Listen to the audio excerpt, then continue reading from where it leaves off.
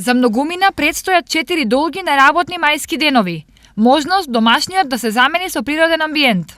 Утре времето ќе биде во предпладневните часови умерено облачно и топло со сончеви периоди. Околу пладне и попладне нестабилно со локален пороен дожд и грмежи. Ќе дува слаб до умерен ветер од западен и северозападен правец.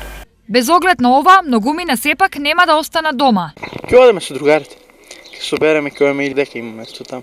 Денеска пазарувавме и ќе се спремаме за утре да одеме. Немаме викендица, ќе одеме така.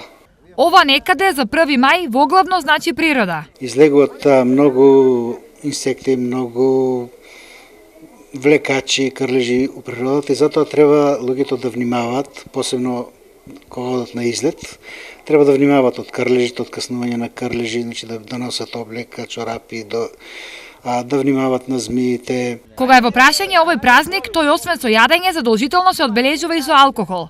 Ова е проблемот зашто потоа следува возење. Полициската станица Штип и полициската станица за безбедност во патниот сообраќај имаме планирано за јакнато присуство на полициски службеници, се со цел значи да бидат сите останати граѓани безбедни и сигурни како во областа на сообраќајот, така и во областа на јавниот ред и мир. Многу поспокојни ќе бидат оние кои овие 4 дена веќе ги испланирале. Некои од граѓаните одлучија да ги поминат првомајските празници надвор државата. Едни од најинтересните дестинации ова година се Виена, Прага, Истанбул, исто така Банско, каде имаме пакет аранжман од 3 ноќевања на база all inclusive.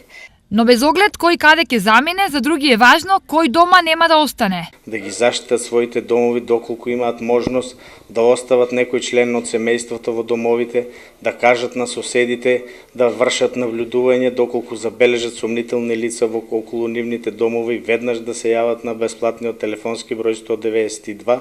И за крај, пред да заминете на празничен излет, не заборавајте. Казните за палење оган во природа се 200, а за оставање на отпад 50 евра.